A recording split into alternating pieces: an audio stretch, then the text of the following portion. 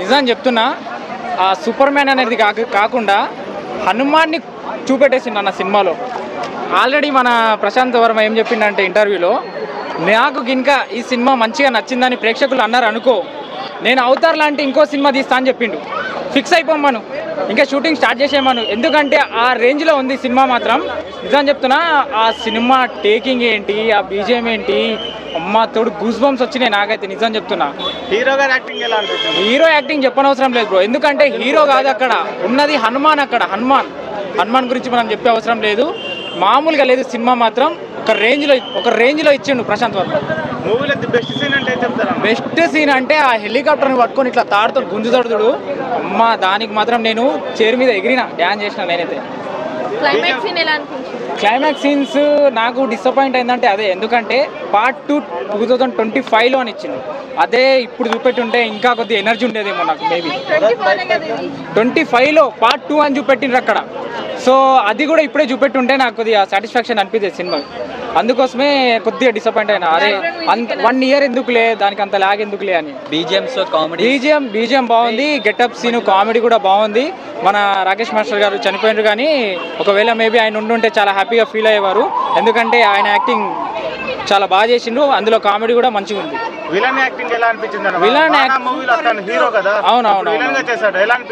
Villain కూడా బాగుంది bro, విలన్ది కూడా ఒక రేంజ్లో ఉన్నది, ఆయన వాయిస్ కూడా బాగుంది.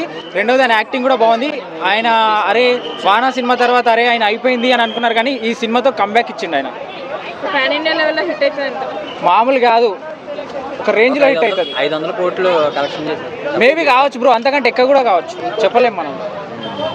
కానీ దిల్ రాజు థియేటర్స్ తక్కువ ఇచ్చారంటున్నారు కదా. ఇప్పుడే కదా, ఇంకా రేపు ఎల్లుండి చాలా రోజులు ఉన్నాయి కదా, అనుకుంటున్నారా? ఇచ్చి పడేస్తుంది, గుర్తుపెట్టుకోండి, ఇచ్చి పడేస్తుంది. నిజంగా ఆ ఇచ్చిన ఎలివేషన్స్ కానీ, ఆ తేజ సజ్జ యాక్టింగ్ కానీ, ఆ సూపర్ పవర్స్ వచ్చే ముందు సీన్స్ కానీ చాలా అంటే చాలా బాగుంటాయి. నిజంగా గూస్ బంప్స్ వస్తాయి ప్రతి ఒక్క చిన్న పిల్లల నుంచి పెద్దవాళ్ళ వరకు చూసే సినిమా ఏదైనా ఉంటే అది హనుమాన్ అనమాట. నిజంగా థియేటర్స్ ఇవ్వకుండా చాలా తక్కువ తొక్కేస్తున్నారు, కానీ ఏమాత్రం గుంటూరు కారం కొంచెం తగ్గినా కానీ ఈ సినిమా ఈ సంక్రాంతికి మామూలు వసూలు కాదన్న, పాన్ ఇండియా రేంజ్లో. నార్త్లో అయితే బీభత్సమైన కలెక్షన్స్ వస్తాయన్నమాట. ఆ హనుమంతుడికి ఇచ్చిన ఎలివేషన్స్ అలా ఉన్నాయన్నమాట. ఆ బ్యాక్గ్రౌండ్ మ్యూజిక్ కానీ, ఆ సముద్ర కానీ యాక్టింగ్ కానీ, గెటప్ సీన్ కానీ చాలా అంటే చాలామంది, ఆ ఒక్క తమ్ముడు రిలేషన్ మీద వచ్చే ఎమోషన్ సీన్స్ కానీ, వరలక్ష్మి గారి యాక్టింగ్ చాలా అంటే చాలా బాగుంటుంది. ఇంకా సత్య గారి కామెడీ అయితే చాలా ఉంటుంది, ఫస్ట్ హాఫ్ అంతా కామెడీతో ఉంటుంది. నిజంగా చాలా ప్రతి ఒక్క క్యారెక్టరు, ప్రతి ఒక్కళ్ళు సినిమాలో కంటెంట్లో భాగంగా ఉంటారు అనమాట. నిజంగా లాస్ట్లో ½ హనుమంతుడు బయటకు వచ్చే సీన్స్ అయితే గూస్ బంప్స్ అనమాట. ఇంటర్వెల్ ముందు వచ్చే సీన్స్ కానీ నిజంగా షాక్ అవుతారు అనమాట. అంత విజువల్గా 50 కోట్లలో ఇంత బాగా తీయటం అనేది నేను చూడలేదు. 500 కోట్లు 400 కోట్లు పెట్టే ఆ గ్రాఫిక్స్ కానీ, ఆ విజువల్ ఎఫెక్ట్స్ కానీ చాలా దారుణంగా ఉంటున్నాయి.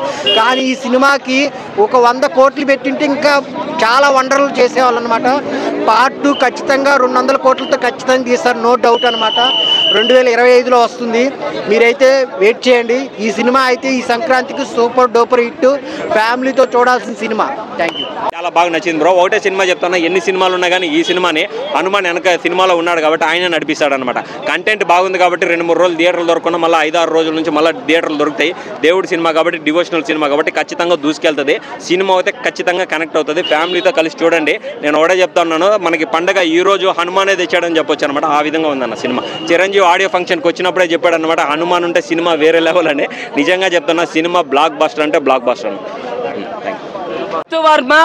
సినిమా అయితే వర్తబుల్ ఉంది, అసలుకి ఎక్కడ పోలే, ఏడ్పిస్తాడు, నవ్విస్తాడు, ఎన్ని రకాలని. అసలుకి మన గెటప్ సీన్, పాల వ్యాపారంది క్యారెక్టర్ కానీ, మన బాలయ్య బాబుది ఆ ట్రైన్ ఆపే సీన్లు, కొన్ని పవన్ కళ్యాణ్ది కానీ, మహేష్ బాబుది కానీ ఈ సీన్లో ఇమిటేట్ చేసేది కానీ, తేజ ఇంత చిన్న ఏజ్లో ఇంత బెస్ట్ యాక్టింగ్ చేస్తారని ఎక్స్పెక్ట్ చేయలేదు. వరలక్ష్మి శరత్ కుమార్ గారు అయితే నెగిటివ్ రోల్లే చేసే ప్రతి దీంట్లో పాజిటివ్ రోల్. అక్క ఏమన్నా అసలుకి అన్న, అక్క తమ్ముడు ఎమోషన్ అదే థియేటర్లా ఏడ్చుకుంటా పోతాం, మళ్ళీ లేక మాకు అలాగే ఏడ్చుకుంటా హనుమాన్ పార్ట్ 2 కూడా ఉందా? జనవరి 22 రామాదిరాబు ఓపెనింగ్ ఉందిగా. ఈ సినిమా నార్త్ ఇండియాలో మాత్రం మామూలుగా ఉండదు. దిల్రాజు గారు థియేటర్లో వేయలేదు కదా, ఇప్పుడు ఆటోమేటిక్గా మీకే ఇస్తా అంటారు పక్క. ఈ సినిమా చూసిన తర్వాత దిల్రాజు గారు మీరు కూడా చూడండి స్వామి, చూసి థియేటర్లోనే ఎక్కువ పెంచండి. ఇంత మంచిగా సినిమా ఎందుకు దేవుడిని చూసాను. లాస్ట్ హనుమంతుడు వస్తాడు, దేవుని మాత్రం చూసిన. జై శ్రీరామ్. అసలుకి గ్రాఫిక్స్ కానీ విజువల్ వండర్స్ కానీ చాలా బాగా. ఆడేవాడు ఓమరావతి ఆడు అక్కడ నా కొడుకు అంతా అసలు గ్రాఫిక్స్ ఎట్లా చేసిన. ఇదే సినిమా కదా ప్రభాస్ గారు కానీ పడింటే ఏ రేంజ్కి వెళ్ళిపోతుండే, అసలు మామూలుగా లేదు అసలుకి. అసలు వర్మ అసలు వర్త వర్మ అన్న వస్తావన్నా పక్క అయితే వస్తావి. ఇప్పుడు ఇంకోటి ఏంటంటే రామన్ ఓపెనింగ్ ఉందిగా, నార్త్ వాళ్ళకైతే పక్క నచ్చుతుంది. ఎందుకంటే సూపర్ హీరోస్ పవర్ ఉంటేనే కాదు, మంచి చేయాలనుకుంటే శక్తిని మించింది చేస్తే బాగుంటుంది. యాక్షన్ సీన్స్ కూడా చాలా బాగున్నాయి నిజంగా. అంటే ఒక పవర్ గురించి అంత పోటీ పడుతుంది, దాని గురించి ఉంటుంది నిజంగా. లవ్ స్టోరీ కూడా చాలా బాగుంది.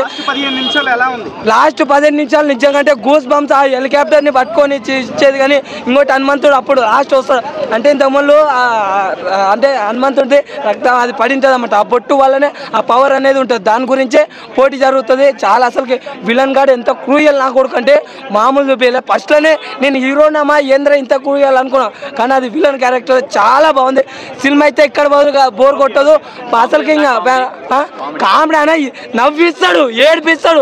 రవితేజ గారు డబ్బింగ్ అసలు మామూలు లేదు నిజంగా. అంటే సూపర్. రాకేష్ మాస్టర్ గారు కూడా వస్తారు అసలు ఫస్ట్ స్టార్టింగ్ లో అన్న నిజంగా. అంటే తేజ సజ్జకి అయితే బిగ్గెస్ట్ హిట్ సినిమా. రాజమౌళి కన్నా ఎక్కువనే నిజంగా. అంటే చాలా బాగా తీసింది.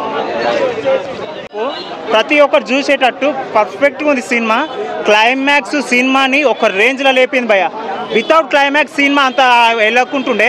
నార్మల్గా అన్ని సినిమాలలో బ్రూస్ బాంబ్స్ ఎట్లా వస్తాయి అట్లనే ఎండింగ్ వరకు అట్లనే ఉంది. ఎవరు ఈయనకు సూపర్ పవర్స్ వస్తాయి, ఆయనకు సూపర్ పవర్స్ వచ్చిన తర్వాత 2-3 విలన్స్ కొడతారు అంతే అన్నట్టు అనుకున్నా. లాస్ట్లో క్లైమాక్స్లో పార్ట్ 2 గురించి హనుమంతుడు వచ్చేసాడు చూడండి. అదొక్క సీన్ చాలండి సినిమాకి. ఒక వేరే లెవెల్ అంటే వేరే లెవెల్. ఈ సినిమాకి మెయిన్ ఈ సినిమా హనుమంతుడు ఎవరో చెప్పాలా? ప్రశాంత్ వర్మ.